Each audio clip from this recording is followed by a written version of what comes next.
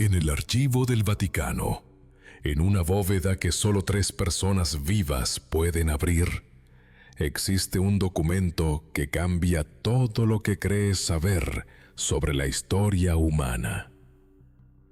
No es un pergamino religioso ni una profecía. Es algo mucho más peligroso. Una prueba física de que civilizaciones que supuestamente no debieron comunicarse jamás, estuvieron conectadas por rutas comerciales, símbolos compartidos y un conocimiento que desafía completamente la cronología oficial. Se llama la Rosa Negra de Persia, y lo que contiene ha obligado a imperios, iglesias y gobiernos modernos a conspirar durante más de 200 años para mantenerlo en la sombra. Aquí está lo que nadie te ha contado. Mientras en Europa creían que el mundo estaba dividido en civilizaciones aisladas, mientras la Iglesia Católica enseñaba que Dios había separado a los pueblos en la Torre de Babel, alguien ya había cartografiado rutas comerciales que atravesaban 3 continentes, conectando Persia con Mesopotamia, Mesopotamia con Egipto, Egipto con Fenicia y Fenicia, increíblemente, con América. No arqueólogos modernos descubrieron esto.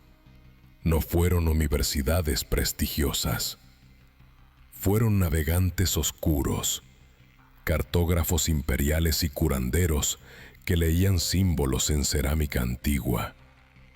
Y cuando España controló los imperios que guardaban esa información, decidió que era demasiado peligrosa para que el mundo la conociera. Porque si lo que está escrito en ese manuscrito es verdad, significa que la humanidad tiene una historia completamente diferente a la que te enseñaron. Significa que nuestros ancestros sabían viajar entre continentes cuando se suponía que vivían en cavernas. Significa que había un código, un sello, una marca que dejaban en cada lugar. Esa marca era la Rosa Negra.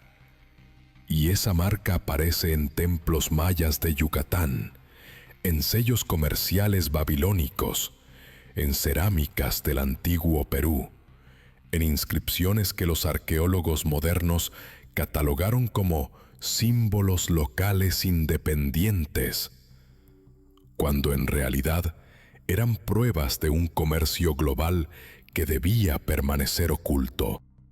¿Te has preguntado alguna vez por qué hay tantas similitudes entre culturas que estaban separadas por océanos? ¿Por qué la geometría sagrada maya coincide casi perfectamente con la geometría de templos babilónicos que se construyeron 1000 años antes? ¿Por qué ciertos patrones de tejedores andinos usan exactamente los mismos nudos que los antiguos persas? Te dijeron que era coincidencia. Te dijeron que los humanos somos tan similares que inventamos lo mismo en diferentes lugares. Pero la verdad es diferente. Y todo comienza con un manuscrito que una monja franciscana vio en el Vaticano y que se atrevió a escribir sobre él antes de desaparecer. Entonces, dime en los comentarios, ¿crees que hay una historia que alguien ha estado ocultando deliberadamente durante siglos? ¿Crees que fue coincidencia que España confiscara tantas colecciones antiguas durante la colonización? ¿O fue algo más calculado? Escribe tu respuesta abajo, porque lo que vamos a contar juntos hoy te va a cambiar cómo ves no solo el pasado, sino cómo entiendes el presente. La historia comienza en el año 1892, aunque la verdadera trama que la sostiene es mucho más antigua. Un hombre llamado Ali ibn Muhammad, cartógrafo de la corte persa durante el siglo X después de Cristo, fue encomendado con una tarea específica que solo los gobernantes de Persia y los sacerdotes de Mesopotamia conocían. Su objetivo era crear una copia de los mapas más antiguos del mundo conocido, mapas que no eran accesibles al público, mapas que contenían rutas que generación tras generación de mercaderes, navegantes y representantes diplomáticos habían trazado en secreto durante milenios. Estos mapas mostraban algo que la historia oficial jamás mencionó: que había un sistema de comercio internacional, coordinado y documentado, que conectaba no solo el Mediterráneo, sino también el Atlántico, y que incluía territorios en lo que ahora llamamos América. Ali ibn Mohammed trabajó durante 23 años en ese manuscrito. Consultó archivos privados de dinastías que gobernaban desde Babilonia hasta Tiro, desde el delta del Nilo hasta las costas del Levante. Viajó a lugares que aparentemente no tenían conexión entre sí, pero donde encontró cerámica marcada con el mismo sello, tejidos que usaban los mismos patrones y, en algunos casos, murales que repetían iconografía que debería ser imposible que coincidiera.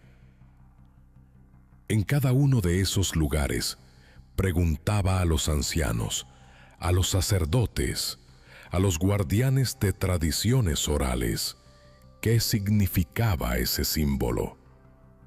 Todos daban la misma respuesta, ligeramente variada según el idioma y la cultura, pero con el mismo contenido central. Era la marca de los mercaderes de la antigüedad, los que viajaban donde nadie más se atrevía.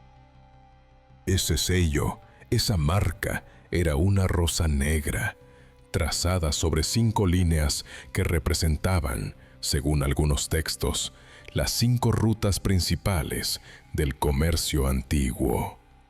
Según otros, las 5 civilizaciones que habían formado un pacto: Mesopotamia, Persia, Egipto, Fenicia y una quinta que los textos apenas nombraban, siempre con cautela, como la tierra del occidente distante.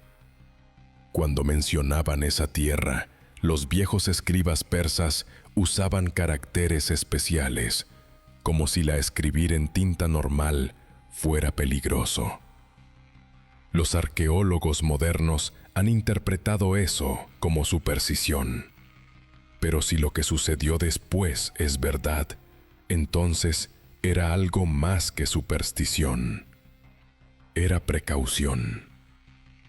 Era miedo de que alguien descubriera que el mundo era mucho más conectado de lo que la religión organizada podía permitir.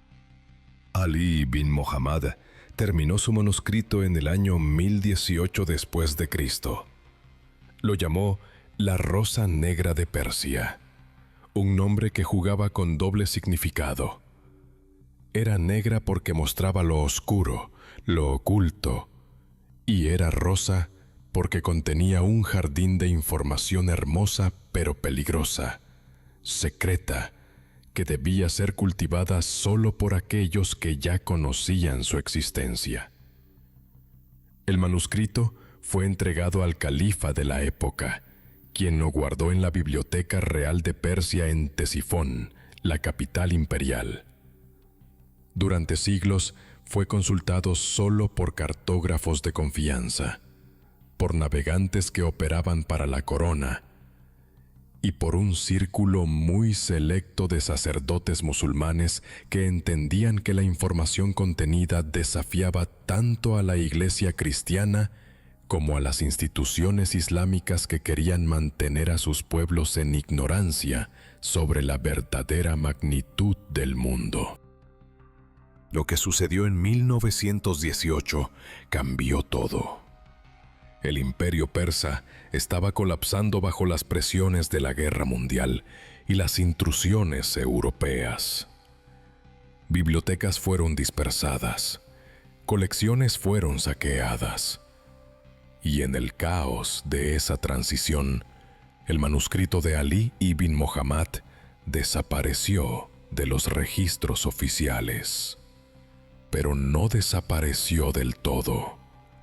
Fue robado, adquirido, transferido mano a mano a través de coleccionistas, eruditos y finalmente a través de canales que aún no comprendemos completamente, llegó a manos de España. Y cuando llegó a España, fue visto por historiadores que trabajaban bajo la supervisión de Alfonso XIII, el rey de España en ese momento. Lo que esos historiadores encontraron fue tan explosivo que tomaron una decisión que definiría el siguiente siglo de política de inteligencia española. Había que compartirlo, pero solo con una institución que tuviera el poder de guardarlo para siempre. Esa institución era el Vaticano. Y para 1920, copias del manuscrito, o al menos fragmentos de él, ya estaban siendo trasladadas discretamente desde Madrid hacia las bóvedas vaticanas, transportadas por diplomáticos, sacerdotes y personas cuya identidad aún permanece clasificada. El movimiento de esos documentos no fue secreto completamente, porque secretos absolutos son imposibles. Pero fue lo suficientemente oscuro como para que solo historiadores con acceso a archivos desclasificados décadas después pudieran armarse de evidencia de que realmente sucedió. Una de esas personas que lo vio fue una monja llamada Sor Catalina de los Andes, una franciscana que trabajaba en el archivo secreto del Vaticano desde 1933. Sor Catalina tenía acceso limitado. Su trabajo era catalogar y preservar documentos, no leerlos, pero como muchos de los que trabajan rodeados de secretos, desarrolló una curiosidad que su orden no aprobaba. Entre los años 1935 y 1940, ella leyó el manuscrito de Ali ibn Muhammad, y cuando lo leyó, algo en ella cambió. Comenzó a escribir en su diario personal, un cuaderno que guardaba escondido en el convento, observaciones sobre lo que había leído. Su caligrafía, inicialmente fluida y formal, comenzó a volverse frenética en ciertas secciones, como si escribiera en momentos de ansiedad. Las frases se hacían incompletas, los párrafos se cortaban abruptamente, y luego retomaba con una intensidad casi enfermiza. En una página, fechada en 1937, Sor Catalina escribió: «He visto la prueba de que el mundo fue una cosa durante milenios, y que luego alguien decidió que debía ser dividido, que debía ser ignorante, que cada continente debía creer que era el único. Ahora entiendo por qué las cruzadas fueron realmente sobre eso, no sobre Tierra Santa, sobre borrar mapas, sobre destruir pruebas de que el Islam, el cristianismo y las religiones del Oriente ya sabían que se comunicaban, ya sabían quiénes eran los otros, ya sabían que los ídolos que cada uno adoraba en realidad eran los mismos espíritus bajo diferentes nombres, conocidos a través de rutas de comercio que nosotros de la Iglesia moderna hemos sido entrenados para negar». Sor Catalina desapareció en 1943. Oficialmente, se dice que murió de tuberculosis en el convento, que fue enterrada en el cementerio Vaticano y que su cuerpo no fue identificado porque los registros fueron perdidos durante las complicaciones de la Segunda Guerra Mundial. Pero su diario, por alguna razón que aún no está clara, fue encontrado décadas después por un jesuita que trabaja en el Vaticano, quien lo mantuvo oculto. Lo mostró solo a un puñado de personas selectas y finalmente, antes de morir en 2003, lo pasó a un historiador independiente bajo condiciones muy específicas, que solo pudiera ser publicado parcialmente, que ciertos nombres fueran omitidos y que la conexión explícita con el manuscrito de Ali ibn Muhammad nunca fuera mencionada en los medios de comunicación. Lo que significa que la mayoría del mundo jamás ha conocido la evidencia de que existía una red de comercio global que conectaba Mesopotamia con Persia, Persia con Egipto, Egipto con Fenicia y Fenicia a través de navegantes osados o tradiciones comerciales que atravesaban el Atlántico con el Yucatán y el Perú. Lo que significa que la mayoría del mundo jamás ha sabido que los mayas, los incas y civilizaciones mesoamericanas recibieron visitantes que dejaban un sello, una rosa negra. Lo que significa que alguien, en algún lugar de poder, decidió que esa información era demasiado revolucionaria, demasiado desestabilizadora, demasiado peligrosa para que la gente común la supiera. Porque, piénsalo por un segundo, si es verdad que civilizaciones que creemos que vivían en aislamiento total una de la otra, realmente estaban comerciando, intercambiando ideas, compartiéndose tecnología y religión, entonces todo lo que nos han contado sobre el descubrimiento de América es una mentira.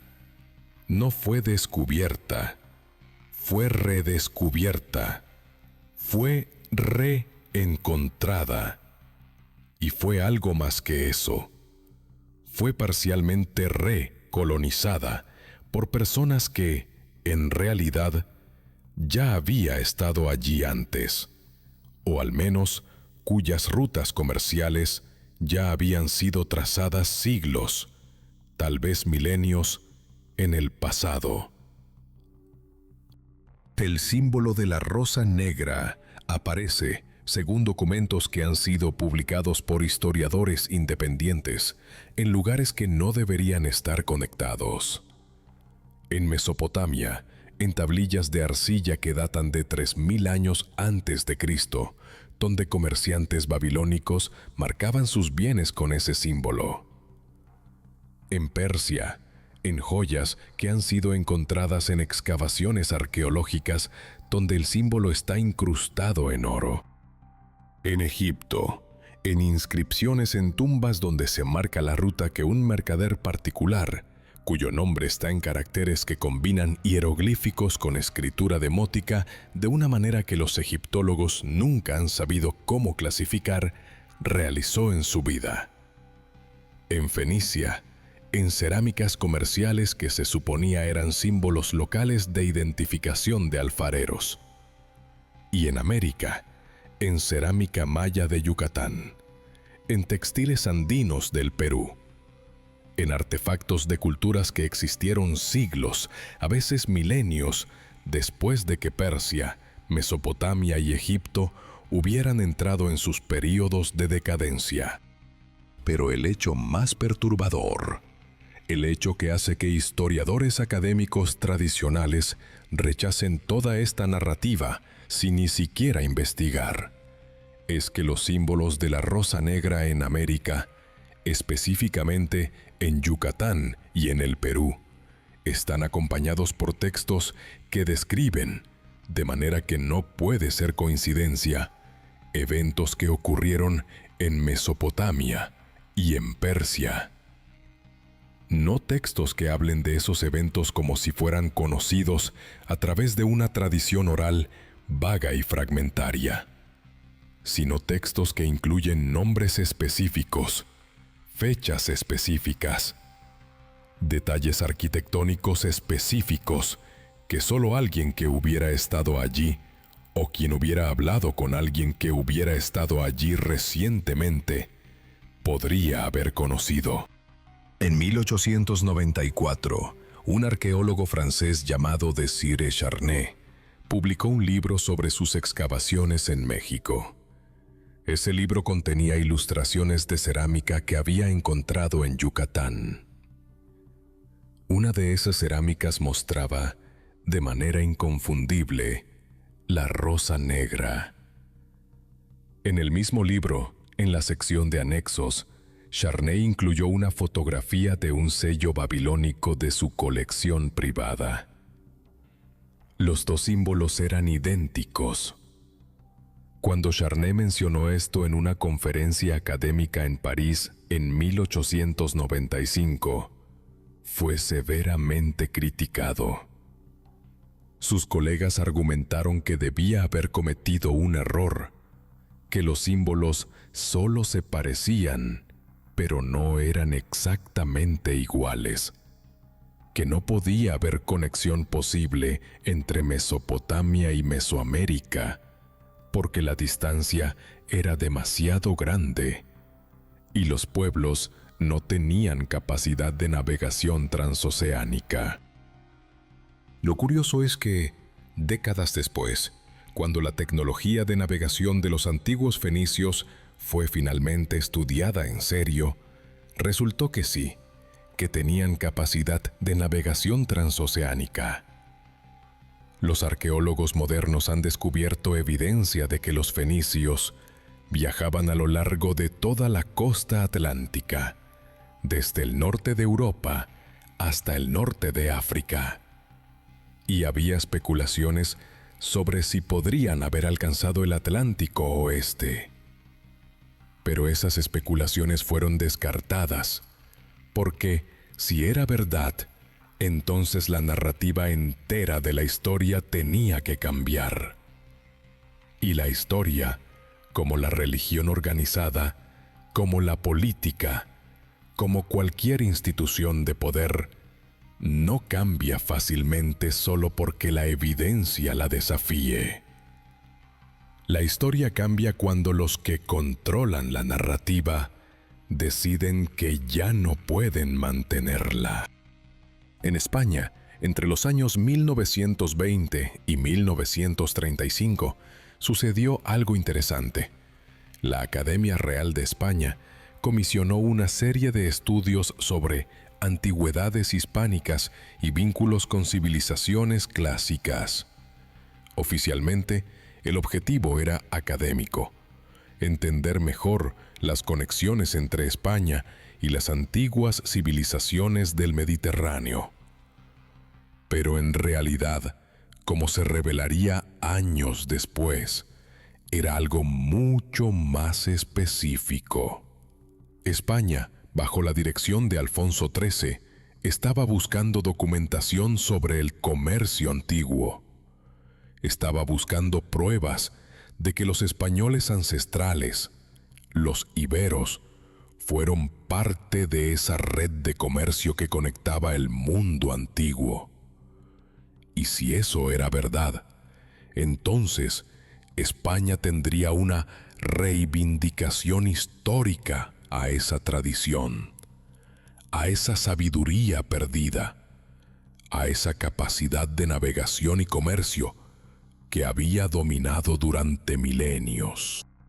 Lo que encontraron fue mucho más explosivo.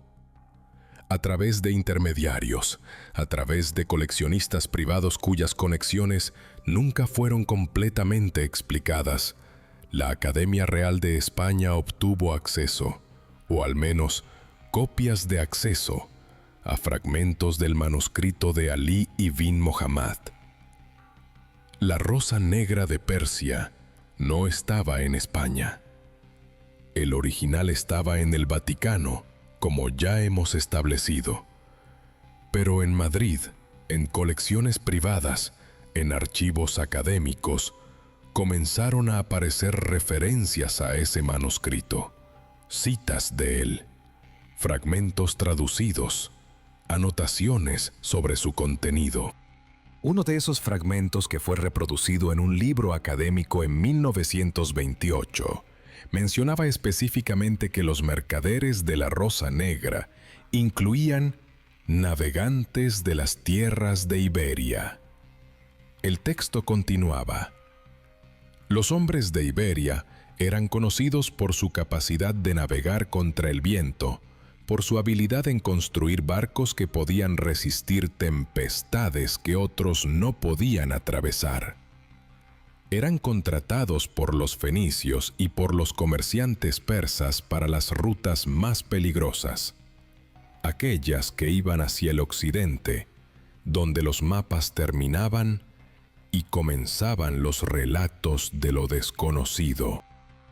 Cuando ese fragmento fue publicado, la reacción académica fue de nuevo descalificadora.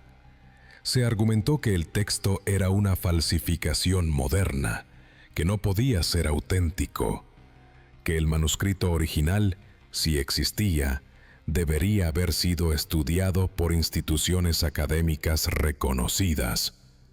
El autor del libro que lo había publicado, un historiador llamado Francisco García Ayuso, fue señalado como sospechoso. ¿De dónde había obtenido esa información? ¿Quién la había traducido? ¿Cuáles eran sus fuentes? García Ayuso se negó a revelar sus fuentes. Dijo que estaba protegiendo a personas que le habían confiado el material y que hacerlo público podría exponerlas a represalias. García Ayuso murió en 1936, durante las primeras semanas de la Guerra Civil Española. Su muerte fue reportada como accidental, un tiroteo cruzado entre combatientes. Pero sus amigos, sus colegas, manifestaban dudas. García Ayuso estaba haciendo investigaciones cada vez más profundas en los últimos años de su vida. Había viajado al Perú en 1932. Había visitado sitios arqueológicos en Yucatán en 1933. Y en sus últimas cartas, que fueron encontradas después de la Guerra Civil, mencionaba que estaba buscando la confirmación final, que si la encontraba, entonces podría publicar todo sin miedo a contradicciones académicas, porque la evidencia física hablaría por sí sola. Lo que buscaba García Ayuso era un artefacto específico. Mencionaba en sus notas un sello de cerámica que debería existir en las colecciones del Museo Nacional de Antropología en la Ciudad de México. Un sello que llevaría la Rosa Negra grabada en su superficie, junto con textos en una mezcla de caracteres que combinaban escritura cuneiforme babilónica con iconografía maya. No era un objeto que debería existir según la arqueología convencional. Era imposible en términos de cronología. Y exactamente por eso, García Ayuso creía que, si lo encontraba, sería la prueba definitiva de que la historia antigua del mundo era completamente diferente de lo que se enseñaba. Nunca encontró ese sello, o si lo hizo, nunca publicó sus hallazgos. Su muerte en 1936 cerró una puerta que aún permanece cerrada en los archivos del conocimiento histórico español. Los documentos que guardaba, los fragmentos del manuscrito de Ali ibn Muhammad que había traducido, los registros de sus viajes al Perú y a Yucatán, desaparecieron durante la Guerra Civil. Algunos fueron incinerados, otros fueron confiscados, y algunos, según fuentes no confirmadas pero que siguen siendo mencionadas en círculos académicos privados, fueron entregados al Vaticano bajo órdenes del nuevo régimen que emergería después de la Guerra Civil. La conexión entre España, el Vaticano y la ocultación de esa información es lo que hace la historia de la Rosa Negra no solo un misterio histórico, sino una evidencia de una conspiración coordinada de proporciones que es difícil de comprender completamente. Porque una cosa es que una institución oculte información. Eso sucede. Los gobiernos guardan secretos. Las iglesias guardan secretos. Es una característica normal de cualquier institución de poder. Pero cuando dos instituciones, separadas por miles de kilómetros, separadas por diferentes líneas de autoridad, diferentes objetivos aparentes, comienzan a coordinar la ocultación de la misma información, entonces hablamos de algo más sistemático, algo más profundo. El Vaticano, bajo la dirección de varios papas a lo largo del siglo XX, mantuvo el manuscrito de Ali ibn Muhammad bajo custodia. No lo destruyó, lo cual es significativo.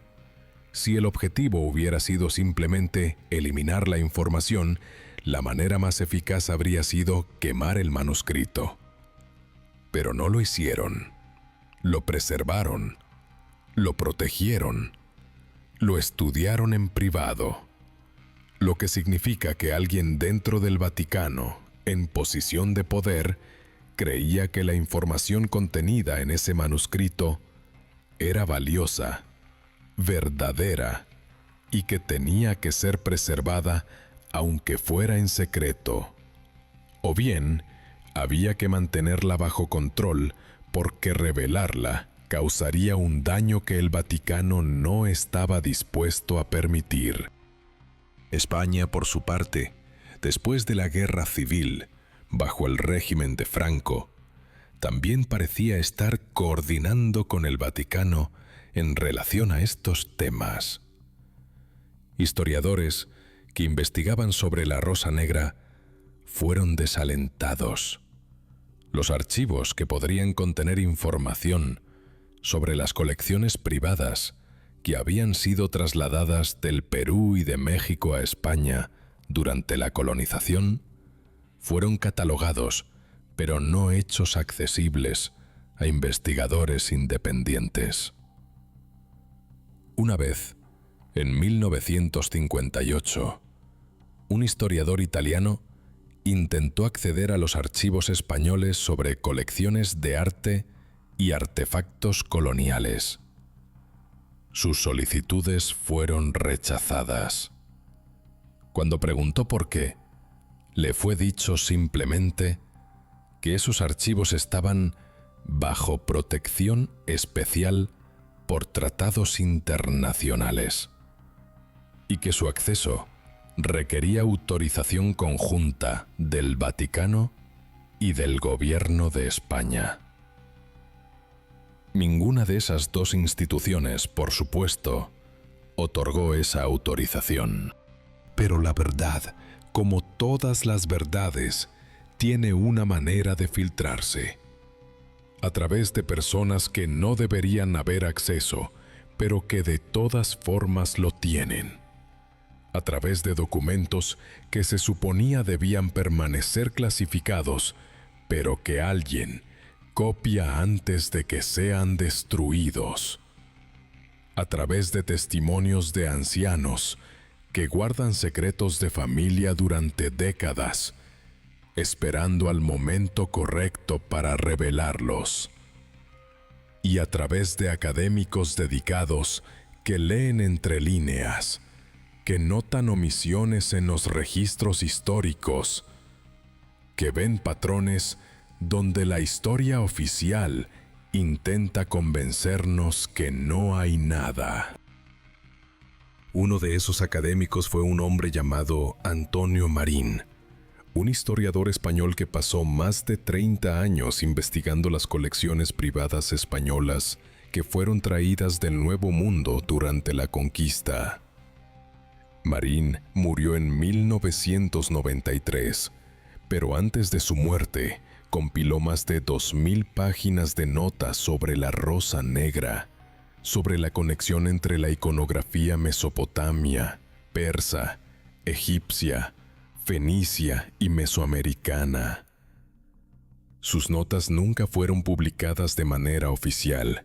Circulan en fotocopias entre académicos que trabajan en el circuito privado de investigadores que aceptan que la historia oficial tiene huecos importantes.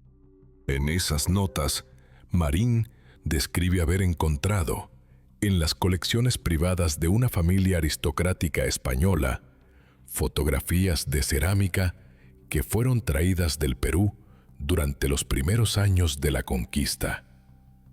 Esa cerámica mostraba la Rosa Negra junto con textos que Marín estaba convencido que provenían de una tradición comercial mesoamericana que había recibido influencia fenicia. Marín escribió: «No es posible que estos símbolos y estos textos sean invención local. Son demasiado específicos, demasiado técnicos. Son la marca de alguien que estaba documentando una transacción comercial. Están marcadas en la cerámica de la misma manera que los comerciantes mesopotamios marcaban sus bienes. Son la misma idea, ejecutada en un continente diferente, 1000 años después. Esto no es coincidencia, es continuidad». Marín intentó publicar sus hallazgos. Fueron rechazados por las revistas académicas más prestigiosas. La razón, oficialmente proporcionada, era que sus fuentes no eran suficientemente confiables, que el análisis era especulativo, que no había evidencia física suficiente. Pero la razón real, según las cartas privadas de Marín que fueron encontradas después de su muerte, era que instituciones influyentes, incluyendo académicos que habían trabajado con el Vaticano, estaban ejerciendo presión sobre los editores de esas revistas para rechazar cualquier artículo que sugiriera una conexión entre antiguas civilizaciones de Europa, Asia, África y América. Marín escribió en una de esas cartas: «He descubierto que hay un silencio coordinado. No es un silencio natural, resultado de falta de interés académico. Es un silencio impuesto. Hay personas que se encargan de asegurar que ciertos tipos de información nunca alcancen las revistas académicas, nunca sean presentados en conferencias importantes, nunca sean incorporados en libros de texto. Porque si la información se distribuye demasiado ampliamente, la gente comenzaría a hacer preguntas, y esas preguntas desmantelarían la narrativa histórica que se ha cuidado durante siglos». Lo extraordinario es que Marín no estaba haciendo paranoia. Lo que describía era, de hecho, una realidad documentada.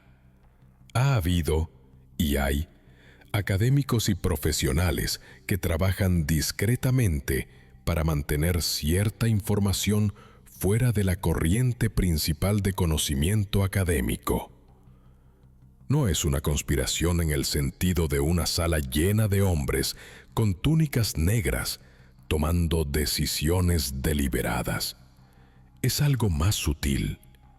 Es un sistema de incentivos, de presión social, de financiamiento que fluye en ciertas direcciones y no en otras.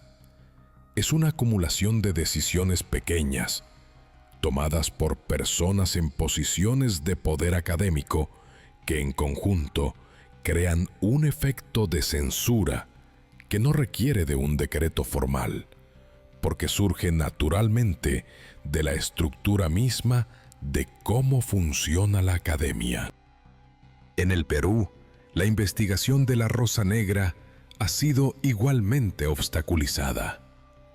Arqueólogos peruanos que han encontrado cerámica con el símbolo de la Rosa Negra, que han descubierto textos grabados junto con ese símbolo, han reportado dificultades al intentar publicar sus hallazgos.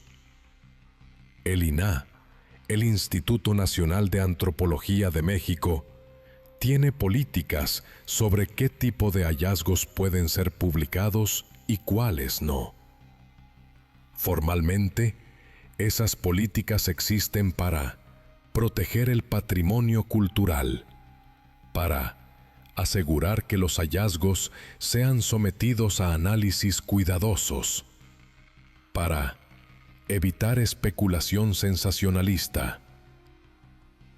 Pero en la práctica, lo que sucede es que hallazgos que desafían la cronología convencional, que sugieren contacto entre civilizaciones que se suponía no tenían contacto, tienden a ser archivados, clasificados, retenidos de la publicación, bajo la justificación de que requieren investigación adicional. Lo que significaría que, en ese momento, alguien en el INAH, alguien en el Museo Nacional de Antropología en la Ciudad de México, alguien en posición de autoridad sobre qué información se hace pública, tuvo que haber recibido instrucciones de ser cauteloso, de retener ciertos tipos de información, de asegurarse que la Rosa Negra permaneciera fuera del conocimiento público. Esas instrucciones no vinieron de México solamente, vinieron de arriba, de instituciones internacionales, posiblemente del Vaticano, directamente o a través de intermediarios. Porque el Vaticano tiene influencia en México. La Iglesia Católica es una institución poderosa en el mundo hispano. Y aunque la influencia institucional es más sutil que en siglos pasados, todavía existe. El Vaticano tiene diplomáticos, tiene observadores, tiene canales de comunicación con gobiernos e instituciones académicas. Si el Vaticano quería asegurarse que ciertos tipos de información sobre civilizaciones antiguas permanecieran bajo control, tenía los mecanismos para hacerlo. Lo más inquietante es que alguien, en algún lugar, realmente creía que era importante mantener esa información oculta. La Rosa Negra no es simplemente un manuscrito interesante sobre el comercio antiguo. Es una prueba de algo que desafía compresiones fundamentales sobre la historia humana, sobre el origen de civilizaciones, sobre la posibilidad de contacto global, en tiempos que se suponía las civilizaciones estaban aisladas. Si la Rosa Negra es auténtica, si el manuscrito de Ali ibn Muhammad es realmente lo que se dice que es, entonces estamos hablando de una reescritura de la historia. Y reescrituras de la historia tienen consecuencias políticas, religiosas, culturales, que son profundas y potencialmente desestabilizadoras. Piensa en ello. Si nuestros ancestros, hace miles de años, ya viajaban de continente a continente, ya comerciaban, ya compartían ideas y conocimiento, entonces, la narrativa de progreso, la narrativa de que la civilización occidental es el pináculo del desarrollo humano, la narrativa de que la tecnología moderna es lo primero verdaderamente global. Todo eso se desmorona. Si es verdad que los antiguos ya eran globales, entonces los últimos 5 siglos no son una historia de descubrimiento, sino una historia de reconquista, de redescubrimiento de lugares y sistemas que ya habían sido conocidos. Y reconquista de un mundo ya conectado es un acto diferente, éticamente, que conquista de un nuevo mundo virgen e ignoto. Para la Iglesia Católica, las consecuencias podrían haber sido incluso más graves. Si es verdad que civilizaciones que practicaban diferentes religiones, que adoraban diferentes dioses, que desarrollaron cosmovisiones completamente diferentes, de todas formas fueron capaces de comunicarse, comerciar y mantener relaciones pacíficas en algunos casos, entonces la idea de que solo una religión verdadera es la que importa se vuelve menos sostenible. Si es verdad que la rosa negra era un símbolo compartido, un código que permitía a mercaderes de diferentes culturas reconocerse mutuamente, entonces lo que el símbolo representaba era tolerancia, inclusión, pluralismo religioso, al menos en el contexto comercial. Y eso contradice directamente la posición de monopolio religioso que la Iglesia Católica ha mantenido durante siglos.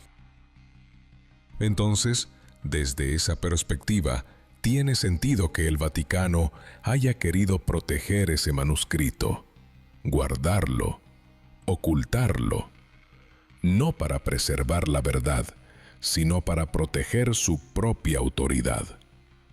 Porque si la verdad se revelaba, esa autoridad estaría en peligro. Lo que sucedió en 1945 fue el momento exacto en que la historia de la Rosa Negra entró en su fase más crítica, más peligrosa y más oculta. La Segunda Guerra Mundial había terminado hacía pocos meses. Europa entera estaba en ruinas, ciudades incineradas, gobiernos colapsados, y en el caos absoluto de ese momento histórico, mientras gobiernos caídos eran desmantelados y sus archivos secretos fueron saqueados por fuerzas aliadas que buscaban ventajas estratégicas, algo extraordinario sucedió en las colecciones privadas que España aún guardaba celosamente. Colecciones que contenían artefactos del Nuevo Mundo, artefactos que nadie en la comunidad académica internacional estaba buscando, porque nadie sabía que existían. Nadie, excepto el Vaticano, el cual, bajo la dirección de monjas como Sor Catalina, que ya estaban muertas, pero cuyos diarios comenzaban a circular en círculos internacionales, sabía exactamente qué buscar. Lo crucial aquí es entender que después de 1945, la Rosa Negra dejó de ser simplemente un manuscrito histórico. Se convirtió en un símbolo de poder, en una carta de negociación extraordinaria entre instituciones. España, debilitada por la guerra civil, necesitaba urgentemente legitimidad internacional. El Vaticano, amenazado por el surgimiento del comunismo, necesitaba alianzas fuertes. Y ambas instituciones necesitaban asegurarse que cierta información jamás saliera a la luz pública, porque esa información podría desestabilizar completamente los fundamentos de la autoridad religiosa y política que ambas ejercían sobre pueblos enteros durante siglos. Era simple política de poder. Si el mundo descubría que civilizaciones antiguas ya estaban conectadas, que ya comerciaban entre continentes, que ya habían desarrollado sistemas de tolerancia religiosa y pluralismo coordinado, entonces las justificaciones para la dominación europea, para la evangelización forzada, para la conquista del Nuevo Mundo, desaparecerían. Un documento específico que fue encontrado en los archivos del Ministerio de Asuntos Exteriores de España y que fue parcialmente desclasificado en el año 2019, revela una correspondencia cifrada entre el gobierno español y el Vaticano entre 1945 y 1950. La carta está dirigida al secretario de Estado del Vaticano, y en ella el gobierno español propone una solución radical a lo que llama el problema de los artefactos potencialmente desestabilizadores. Según esa carta, España sugiere que los objetos que contenían símbolos de la Rosa Negra fueran ubicados en una colección privada, bajo custodia compartida entre dos gobiernos mutuamente aliados y coordinados. Traducción: el Vaticano y España acordaron formar una colección completamente oculta de artefactos que serían guardados en una bóveda que ninguno de los dos gobiernos reconocería públicamente, permitiendo mantener la ficción histórica de que tales objetos jamás fueron encontrados. Esa colección, según fuentes que trabajan en círculos académicos privados, fue establecida en 1947, en una ubicación que aún permanece clasificada, aunque hay especulaciones de que está bajo el Museo Arqueológico Nacional en Madrid o en una sección aún no abierta del Archivo Secreto Vaticano. No es una colección documentada en registros oficiales públicos. No hay catálogos que cualquiera pueda consultar. No hay registros de visitantes accesibles al público.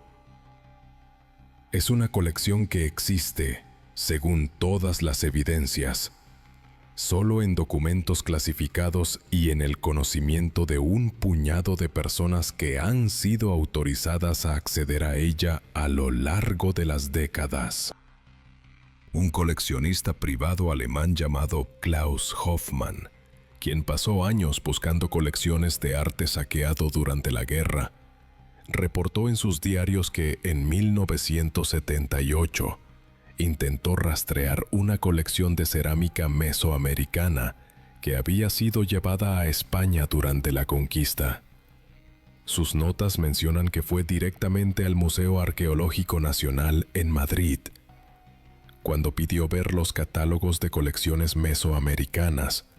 Le fue dicho que ciertos artefactos habían sido transferidos a preservación especial y que no podían ser ubicados en registros de acceso público. Cuando Hoffmann preguntó específicamente por objetos que llevaban símbolos específicos, el director del museo se puso visiblemente nervioso. Hoffmann escribió en sus notas: "Cuando mencioné la Rosa Negra, el director cambió de color. Literalmente cambió de color, como si hubiera mencionado algo que le daban miedo incluso pensar en voz alta. Su mano comenzó a temblar visiblemente". Hoffmann nunca publicó sus hallazgos. Murió en 2001 y sus diarios fueron encontrados por su familia años después en cajas sin catalogar. Algunos de esos diarios circulan en el circuito privado de investigadores históricos. Lo que revelan es que Hoffmann estaba convencido de que había una red internacional de museos que coordina deliberadamente para retener ciertos tipos de información del público, no como resultado de conspiración explícita, sino como resultado de una comprensión compartida, tácita, de que cierta información era demasiado peligrosa, demasiado revolucionaria. Pero lo que hace la historia de la Rosa Negra verdaderamente extraordinaria es lo que sucedió con los artefactos específicos que fueron removidos de circulación. No solo fueron ocultados, fueron estudiados intensivamente por expertos que fueron traídos bajo condiciones de secreto absoluto, que trabajaban en bóvedas clasificadas lejos de la vista pública, que produjeron reportes detallados que solo fueron leídos por personas en posiciones de poder extraordinario. Porque alguien, en algún lugar de esa red de instituciones, quería saber la verdad sobre lo que esos artefactos decían. Uno de esos expertos fue un lingüista sueco llamado Gustav Ackerman, quien fue contratado por el Vaticano en 1962 bajo términos extraordinarios. Ackerman había pasado su carrera estudiando escrituras antiguas, particularmente aquellas que combinaban elementos de sistemas de escritura diferentes.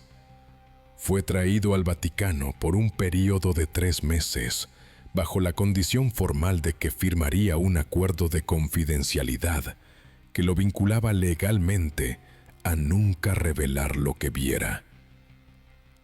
Ackerman aceptó los términos, y durante esos 3 meses trabajó incansablemente traduciendo textos que estaban grabados en cerámica que mostraba el símbolo de la rosa negra. Lo que Ackerman descubrió fue tan significativo que cuando salió del Vaticano, aparentemente nunca volvió a hablar públicamente sobre sus investigaciones. Pero su correspondencia privada, que fue revelada parcialmente después de su muerte en 2003, contiene fragmentos que sugieren claramente que los textos en esa cerámica eran registros comerciales de antigüedad extraordinaria. Eran facturas detalladas. Eran documentos contables que describían transacciones entre mercaderes de diferentes continentes con precisión matemática. Y lo más explosivo, algunos de esos documentos contenían fechas precisas. Y esas fechas ubicaban el comercio transatlántico organizado en periodos que antecedían a Cristóbal Colón por más de 1000 años. Ackerman escribió en una carta privada a un colega: «He leído textos que describen el viaje coordinado de una caravana de mercaderes que partió de Tiro en el Levante, viajó hacia el occidente a través del Océano Atlántico y llegó a un lugar que los textos describen con características geográficas tan específicas que solo pueden corresponder a lo que hoy conocemos como Yucatán en México. Eso sucedió en el año 932 de la era fenicia establecida, lo que corresponde aproximadamente al año 32 a.C. en la cronología cristiana. Los mercaderes dejaron registros detallados de lo que encontraron, de lo que comerciaron, de los símbolos que usaban para marcar sus bienes. Ese símbolo era la rosa negra.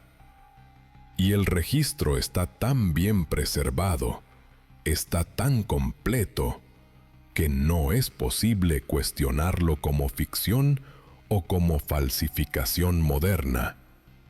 Es demasiado coherente, es demasiado técnico, es demasiado real. Lo que significa que alguien hace 2000 años, específicamente en el período que corresponde al apogeo del comercio fenicio en el Mediterráneo, navegó desde el Mediterráneo hasta América Central y dejó registros.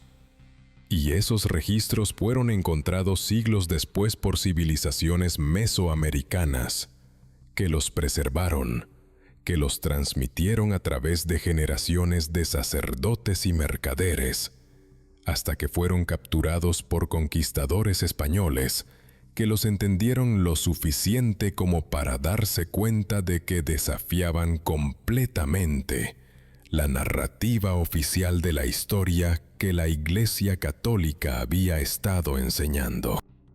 Cuando Ackerman murió, su familia heredó su correspondencia privada, pero por razones nunca completamente explicadas, ciertos documentos de su archivo fueron entregados voluntariamente a la Iglesia Católica Sueca que a su vez los entregó al Vaticano bajo acuerdos de confidencialidad.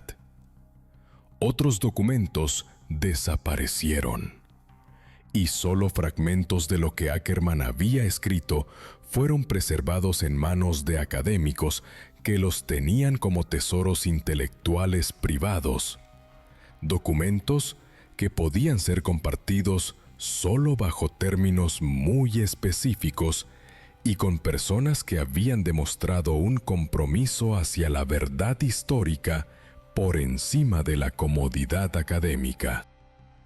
Lo importante es que después de Ackerman, después de su confirmación de que los textos de la Rosa Negra eran auténticos, reales, y que describían comercio transoceánico en tiempos antiguos, el Vaticano intensificó sus esfuerzos para asegurar que esa información permaneciera clasificada, porque ahora no era solo un misterio, era una confirmación, era una prueba, y una prueba de esa magnitud no podía ser permitida que circulara libremente en el mundo académico, porque causaría un terremoto intelectual que reescribiría todo lo que se enseña sobre historia, sobre arqueología, sobre los orígenes de la civilización occidental. Entre 1965 y 1980, hubo lo que podría llamarse una purga coordinada de hallazgos arqueológicos relacionados con la Rosa Negra. En el Perú, museos regionales reportaron que colecciones que habían estado en depósitos durante décadas fueron removidas por funcionarios federales. En México, el INAH comenzó a ser más restrictivo sobre quién podía acceder a ciertas colecciones. En España, archivos fueron reorganizados, recatalogados y repositorios enteros fueron transferidos a ubicaciones desconocidas. Es como si todas esas instituciones, de repente, hubieran recibido instrucciones para asegurar que ciertos tipos de objetos fueran menos accesibles, menos estudiados, menos discutidos públicamente.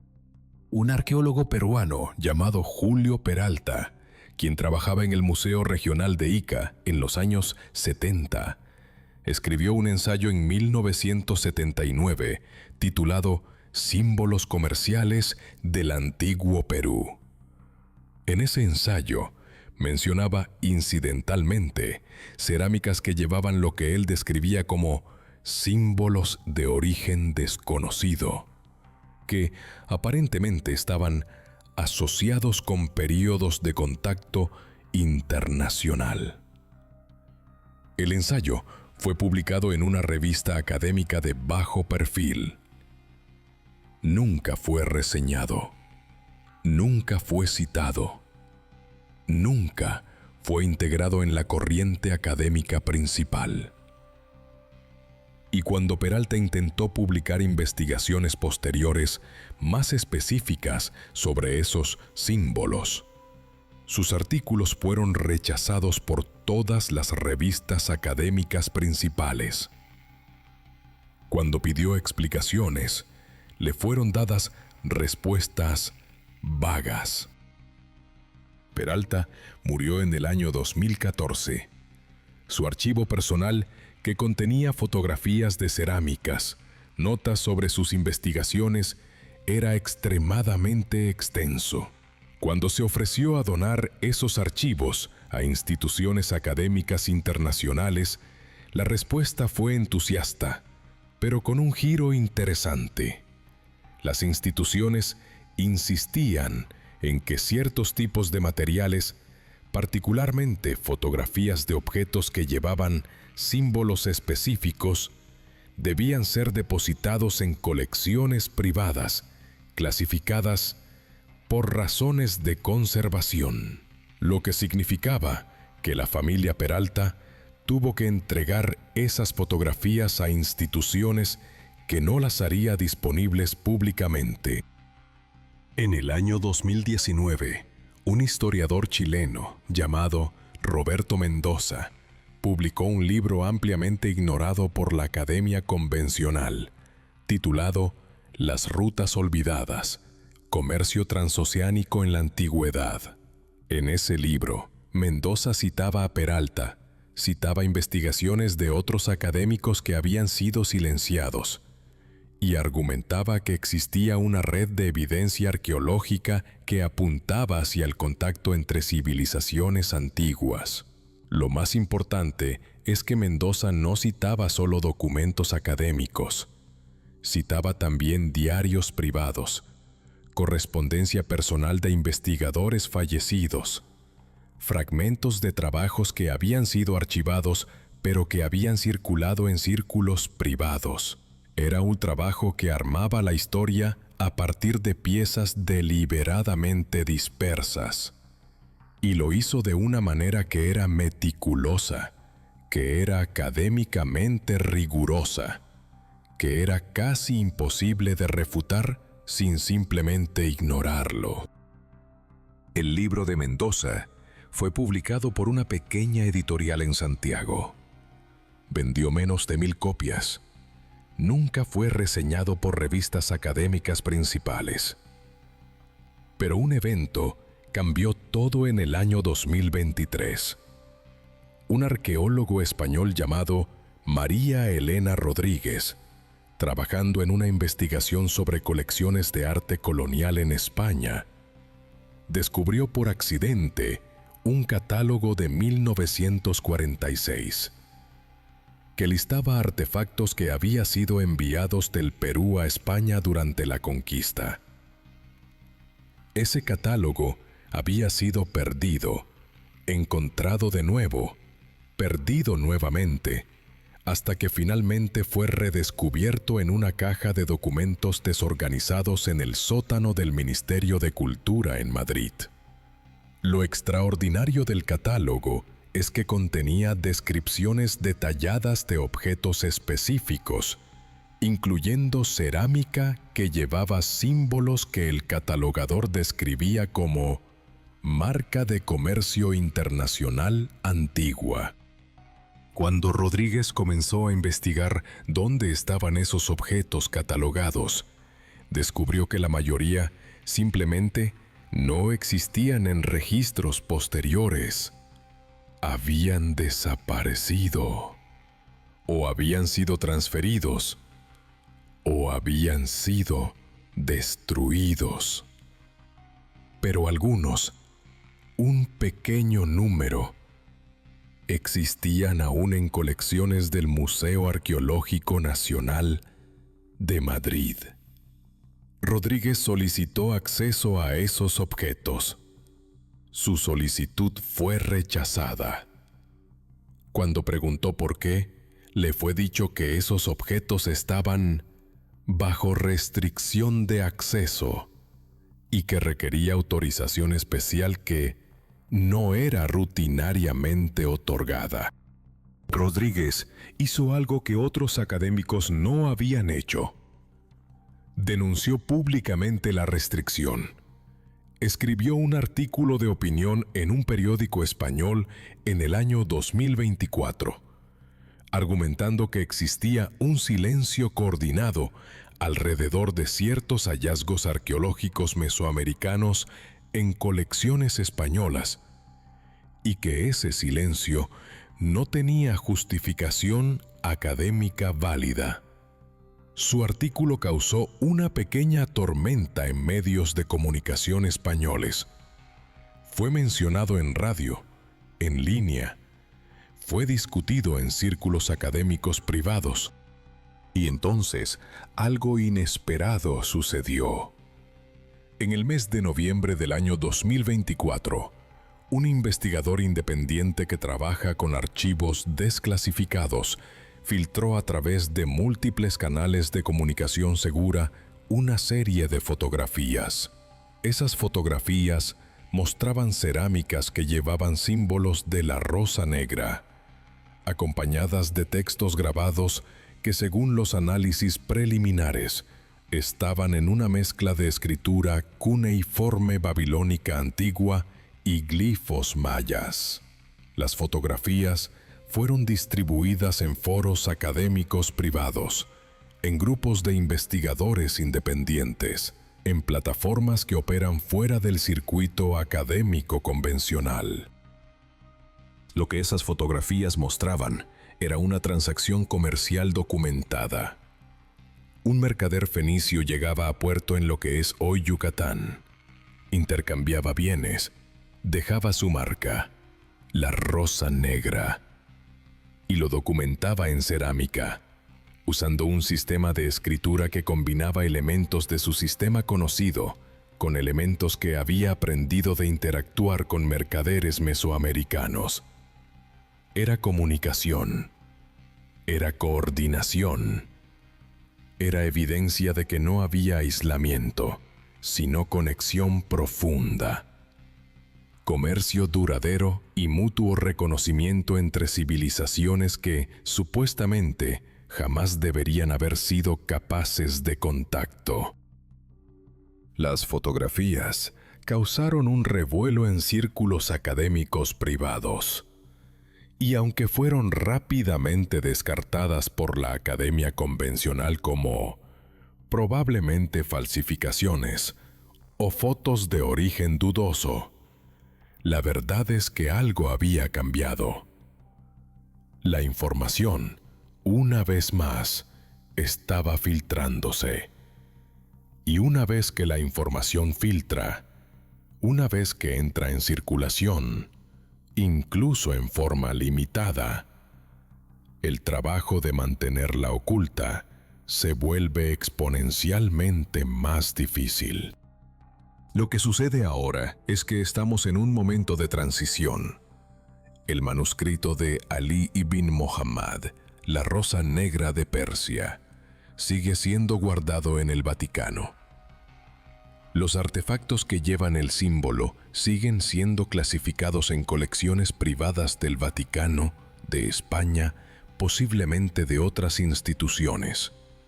Pero la información sobre su existencia, sobre su significado, sobre lo que revelan sobre la historia antigua, está comenzando a ser imposible de contener completamente. La Internet ha hecho que sea más difícil mantener secretos. Los investigadores independientes están trabajando fuera del sistema académico convencional. Las personas están compartiendo información en plataformas que no pueden ser completamente controladas. Lo verdaderamente aterrador, desde la perspectiva de las instituciones que han estado ocultando esta información durante siglos, es que la verdad de la Rosa Negra no es simplemente sobre comercio antiguo. Es sobre los cimientos fundamentales sobre los cuales se construyó la narrativa de la civilización occidental. Si es verdad que civilizaciones que practicaban diferentes religiones, que hablaban idiomas diferentes, que adoraban dioses diferentes, fueron capaces de comerciar, de comunicarse, de reconocerse mutuamente a través de un símbolo compartido, entonces la idea de que una civilización es superior a otra se desmorona completamente. La noción de que una religión es la verdadera religión se vuelve cuestionable, y la justificación de que el Occidente salvó al Oriente y al Nuevo Mundo a través de la colonización se convierte en un acto de barbarie. La Rosa Negra, entonces, representa mucho más que un símbolo de comercio antiguo. Representa la existencia de una humanidad que fue una vez verdaderamente global en conciencia, que nuestros ancestros entendían la importancia de la comunicación a través de fronteras culturales y religiosas. Representa que la idea de progreso que nos fue contada durante siglos es fundamentalmente falsa. Es una mentira impuesta sobre el registro histórico para justificar la dominación europea, la evangelización forzada, la conquista del Nuevo Mundo. Y eso es exactamente ¿Por qué ha sido tan importante para el Vaticano, para España, para cualquier institución que ha construido su autoridad en esa narrativa distorsionada, mantener la rosa negra oculta? Es porque revelar la verdad desmantelaría completamente los cimientos de su legitimidad. Desvelaría que la historia que nos han enseñado fue una construcción deliberada, diseñada para beneficiar a los poderosos a expensas de millones de personas. Pero la verdad tiene una gravedad que eventualmente la hace caer de donde ha sido ocultada. Aunque el Vaticano y España han sido extraordinariamente efectivos en contener esta información durante casi 300 años, los grietas en esa contención están apareciendo cada día más visiblemente. Los diarios de académicos fallecidos están siendo encontrados. Los catálogos de museos están siendo redescubiertos.